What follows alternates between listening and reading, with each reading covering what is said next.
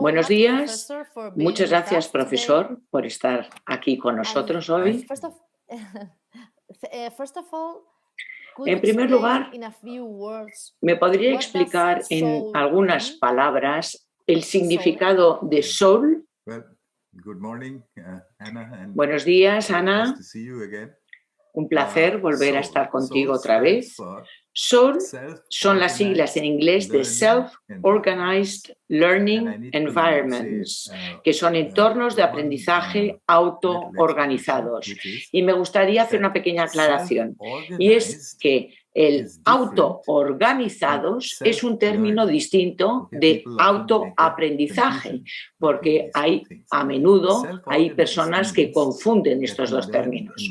Autoorganizados significa que el entorno de aprendizaje aparece solo, y esto ocurre típicamente con los niños. Si haces una pregunta a los niños y no les das ningún tipo de pauta, te vas a dar cuenta que ellos automáticamente forman grupos y empiezan a hablar, a debatir, y esto es un entorno de aprendizaje autoorganizado.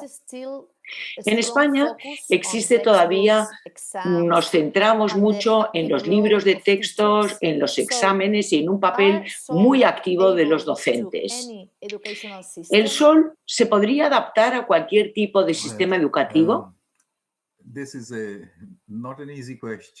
Bien, esto no es una pregunta fácil, pero sí que es una pregunta muy importante. En primer lugar, toquemos el tema de los docentes, de los profesores.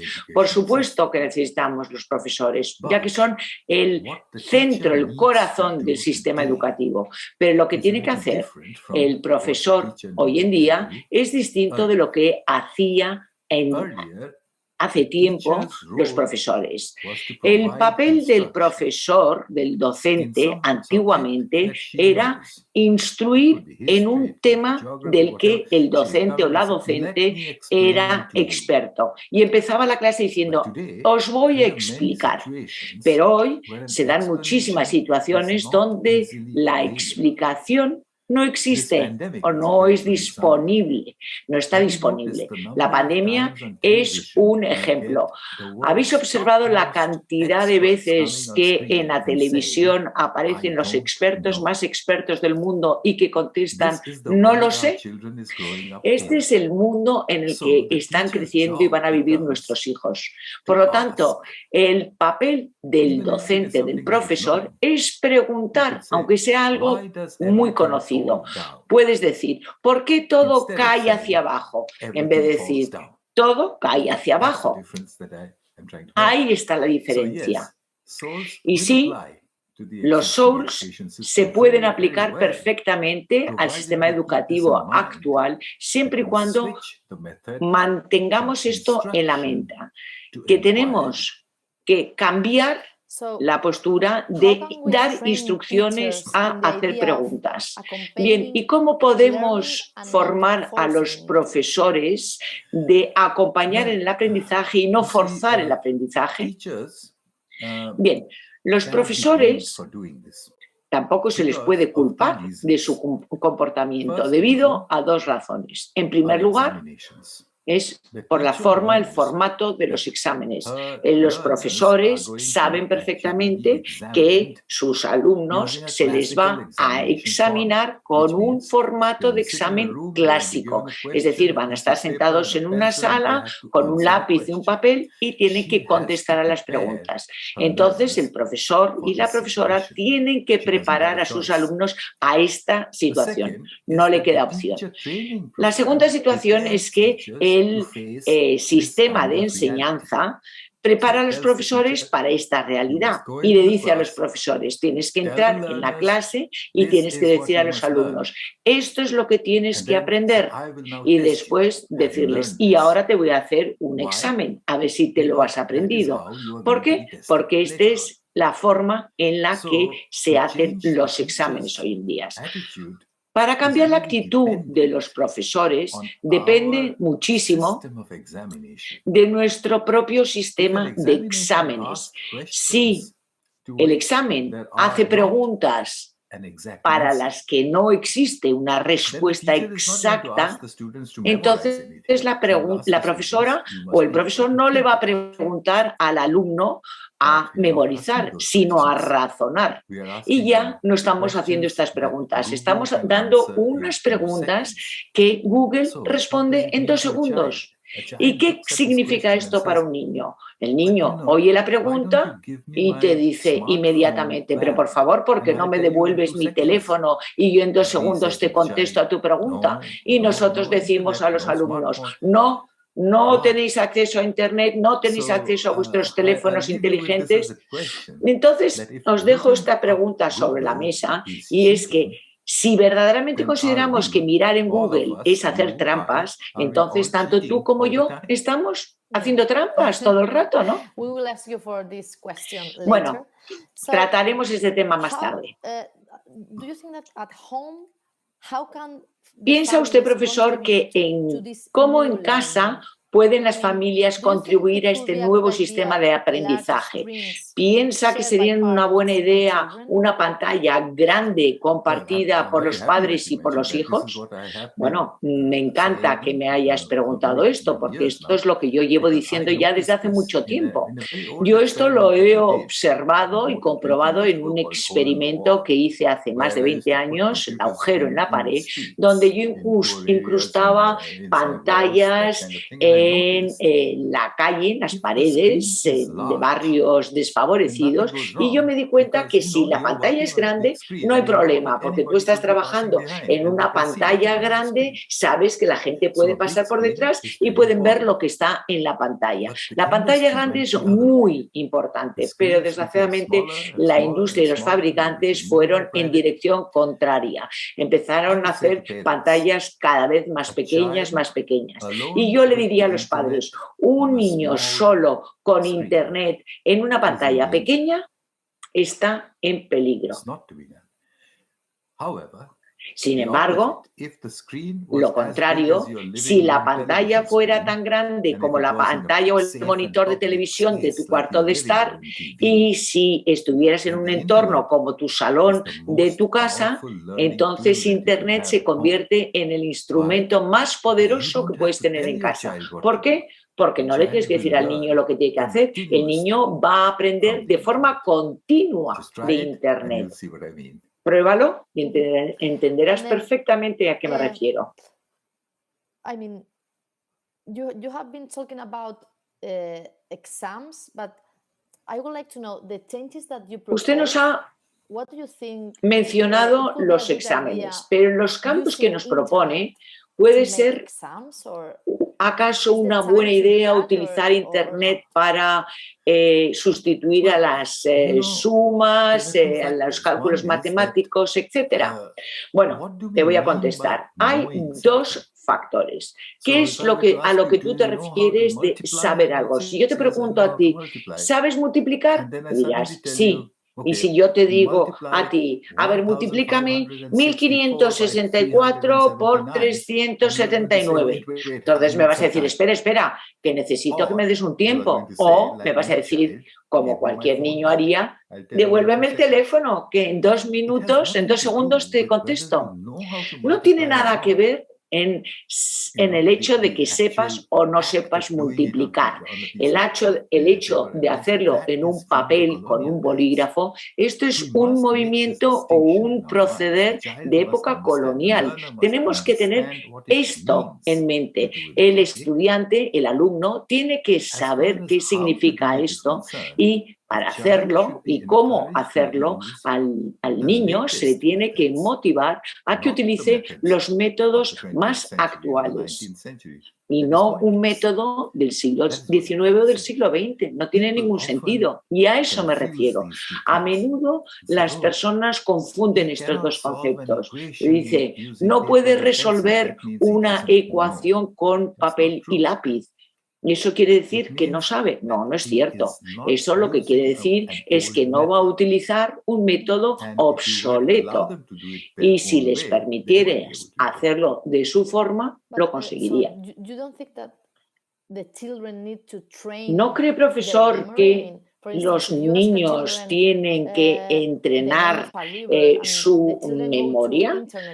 Por ejemplo, si le pides a un niño el nombre de un río y un niño coge internet y busca el nombre de ese río, ¿no crees que es importante? ¿No cree usted que es importante el ver cómo se forma la memoria humana? La memoria humana retiene lo que el cerebro quiere que tú retengas. No tienes ningún control al respecto. Por ejemplo, estoy convencido de que tú has hecho algún examen de geografía cuando tú eras pequeña en el colegio y que posiblemente hayas sacado unas notas muy buenas. Si yo te pongo ese examen ahora, no lo vas a hacer bien, ¿no? ¿Por qué? Porque tu cerebro ha decidido no guardar toda esa información. Y sí que es importante entrenar la memoria para ser capaz de memorizar cosas, etc. Pero no tenemos que decir que hay cosas que tenemos que recordar, porque no tenemos control alguno sobre lo que recordamos. Posiblemente te acuerdes de un número de teléfono de cuando tenías 5 años, pero no te acuerdes de dónde has dejado las llaves del coche. ¿Por qué? El cerebro es un órgano muy complejo. Respuesta rápida, sí, hay que entrenar a la memoria, pero el que tu memoria pueda recordar todos los datos, todos los hechos concretos, ya no tiene ninguna importancia, porque todos esos hechos concretos los tenemos en el bolsillo, en nuestro teléfono, 24 horas, 7 días a la semana. Normalmente, ha mencionado usted en varias conferencias que los niños quieren ir al colegio para encontrarse con sus amigos. ¿Qué ha ocurrido durante la pandemia, durante el confinamiento? ¿Cree que los niños están satisfechos de encontrarse con sus amigos de forma virtual? Bien. La respuesta será posiblemente no. Digo probablemente no porque no lo he estudiado, no lo he experimentado esta situación. Está claro que a los niños les gusta encontrarse unos con otros físicamente. Nosotros los adultos también nos gustaría encontrarnos físicamente. Si nosotros estuviéramos en una videoconferencia como esta, diríamos, bueno, no es como en la realidad, pero si yo te pregunto, ¿pero por qué no es como en la realidad? Yo te veo, te oigo en tiempo real, ¿por qué es distinto? ¿Por qué tú me contestarías, no es como en la realidad? En el caso de los niños, esta proximidad física es muy importante. ¿Por qué? Porque los niños no solamente utilizan el sentido de la vista y del oído, sino que también está la intuición y está también el tacto, algo que no se puede, este instinto no se puede transmitir por internet, por el ordenador. Y si las circunstancias son que no nos podemos encontrar físicamente, el siglo XXI nos ha dado el método milagroso, el siglo XXI. Yo estoy aquí en California, tú estás en España, y es posible que nosotros tengamos además un amigo, muy amigo en Japón, con el que podríamos hablar todos los días por internet y sin embargo no lo podríamos hacer físicamente. ¿Y los niños se acostumbran a esto? Sí, se dan cuenta de esto cuando se dan cuenta de que no hay posibilidad de reunirse físicamente. Pero en el caso de la pandemia, ellos son muy conscientes de que no pueden ir al colegio y que el colegio está a la vuelta de la esquina. ¿Por qué no pueden ir? Por el virus. Y esta situación no les gusta, igual que a nosotros tampoco nos gusta. En el 2018, tú hiciste la pregunta que por qué después de muchísimos años de ciencias no se podía predecir cuándo iba a ocurrir el siguiente terremoto. ¿No se ha hecho la misma pregunta sobre la pandemia? Sí, claro, sobre la pandemia y sobre muchas otras cosas. Los científicos son conscientes de la impredecibilidad desde hace muchos años. Desde el principio del siglo XX, cuando entró la ciencia de lo impredecible, esto en física se llama ciencia cuántica y se puede llamar también ciencia de la incertidumbre. Esto es algo que se da constantemente en la naturaleza. No puedes predecir cuándo nos va a llegar una tormenta o la fuerza de la tormenta. Puedes averiguar, puedes hacer cálculos, puedes pensar que la velocidad del viento sea de 70 kilómetros por hora, pero nunca puedes estar seguro antes de que ocurre, porque estos son lo que llamamos los fenómenos emergentes. Es una palabra maravillosa que todos los niños deberían entenderla. Fenómeno emergente son cosas que emergen de la nada, como por ejemplo una mariposa saliendo de la crisálida, del capullo, de la nada de repente. Una pandemia vírica es un fenómeno emergente. Un tifón también. Sabemos que esto no se enseña en los colegios. Los fenómenos emergentes son partes importantes de la red, igual que Internet. Cuando hay veces que te preguntas, ¿por qué ha ocurrido esto en Internet? Y se contesta, bueno, es un fenómeno emergente. Pero voy a cerrar tu pregunta diciendo, deberíamos de ir introduciendo a los niños desde muy jóvenes a la ciencia de la incertidumbre, porque esta ciencia de la incertidumbre es una ciencia dominante, comparándolo con lo que ocurría en el siglo XIX, donde estábamos en la edad de la razón, donde se podía predecir todo. Bien, tenemos un virus que no vemos y al que tenemos muchísimo miedo. ¿Esto quiere decir que necesitemos de nuevo nuestro cerebro reptiliano? Bueno, el cerebro reptiliano lo necesitemos o no, lo tenemos en la parte de atrás de nuestra cabeza, en algún sitio hay. Bueno, creo que no se trata de saber si necesitamos o no este cerebro reptiliano, sino que tenemos tener 3 aptitudes. Es muy importante para las familias y para los profesores. En primer lugar, el analizar y buscar una respuesta en tiempo, con discernimiento, en poco tiempo. Todos sabemos que si utilizamos un motor de búsqueda o un buscador, puedes encontrar las respuestas, pero tienes que ser capaz de detectar qué respuestas son las correctas y cuáles no son correctas. La segunda aptitud es que una vez habiendo encontrado las respuestas, entender la respuesta. El entendimiento, el entender es la segunda aptitud.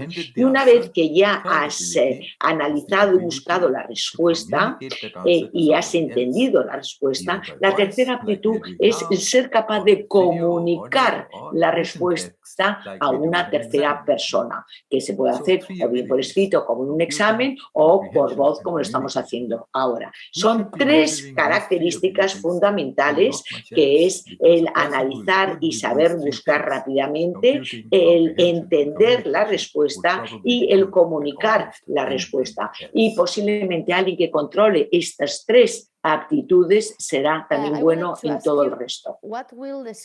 Me gustaría preguntarle cómo será la escuela del futuro. Y yo, ¿qué tengo que decir al respecto? Está en manos de los burócratas, de los profesores, del sistema de enseñanza. Pero te voy a decir una cosa, no me gusta la frase que se dice todo el rato de volver a la normalidad. Primero, que no podemos ir marcha atrás en el tiempo. ¿Y qué es la normalidad? ¿Quién es normal? Entonces, mi pregunta al sistema educativo es que no miren hacia atrás, al pasado, y luego decir, esto es lo que tenemos que hacer. No, tenemos que mirar al futuro, a lo que nos va a llegar. Otra forma de explicarlo es que tenemos que preparar a nuestros niños no para nuestro pasado, sino para el futuro de ellos, y su futuro está lleno de incertidumbre, de cambios rápidos, está lleno de tecnología. Tenemos que permitirles que se metan en ese mundo y solamente así les estamos preparando a ellos a afrontar su futuro. ¿Podrían los estudiantes de hoy estar en un mundo mucho más activo y de una forma mucho más responsable? Bueno, pues yo creo que sí. Creo que los niños de hoy en día están mucho más acostumbrados a muchas cosas que nosotros. Si estamos hablando de las escuelas del futuro, nosotros, un profesor diría: yo enseño en este colegio. Un niño diría: yo voy a mi colegio. Pero en el mundo virtual, en el que ya llevamos viviendo los 2 últimos años, esto no tiene ningún significado, porque un profesor puede ser profesor en cualquier escuela y el alumno puede ser alumno en cualquier escuela. Y esto tiene un poder increíble. Está libre de espacio y de tiempo. Esto es una joya y los niños ya se están acostumbrando, están muy acostumbrados a esta virtualidad. Cuando tú me preguntaste antes de la proximidad física, cuando no tienen esta opción, están perfectamente acostumbrados a este tipo de reunión virtual, pero lo que no tenemos es que llevarles al pasado y decirles: por internet te voy a dar una lección magistral. No, no es así. Es como darle un coche de último modelo y, sin embargo, que se comportara como un coche de caballos. Tenemos algunos minutos más y me gustaría que nos explicara, a ver si ahora que está en California, a ver si está con alguna universidad o si está haciendo algún estudio nuevo, en qué punto específico está usted en el proceso de investigación de la educación. Yo en el 2018 me jubilé de la Universidad de Newcastle y no pertenezco ya a ninguna universidad específica. Hay muchas empresas, muchas fundaciones, muchos organismos que tiran de mí para distintas cosas. Actualmente yo estoy conectado con muchas universidades distintas en distintos continentes y es un orgullo poder decir esto, porque esto es la esencia del siglo XX. Yo no pertenezco a una universidad en la esquina aquí en California, sino que yo trabajo con universidades en Europa, en India, en Estados Unidos, en todas partes. Y yo estoy llevando a cabo 2 experimentos sobre los exámenes. Y voy a intentar contestar a tu pregunta sobre lo que estoy estudiando ahora. ¿Cuál es el efecto y las consecuencias del acceso a Internet en los exámenes? ¿Qué ocurriría si permites a los niños tener acceso a Internet durante los exámenes? Tengo 2 grupos de resultados, estoy a punto de publicarlos. Un experimento se llevó a cabo en Israel y el otro experimento se hizo en India, mientras yo estaba en el Reino Unido y en California. Y esto me encanta. Estos resultados, cuando estos resultados salgan, creo que los vas a encontrar bastante sorprendentes y bastante positivos. Bueno, pues muchas gracias, Sumatra Mitra, por estar aquí en esta entrevista súper interesante. Muchas gracias, Ana, y espero volver a coincidir en algún otro momento. Muchas gracias, Ana.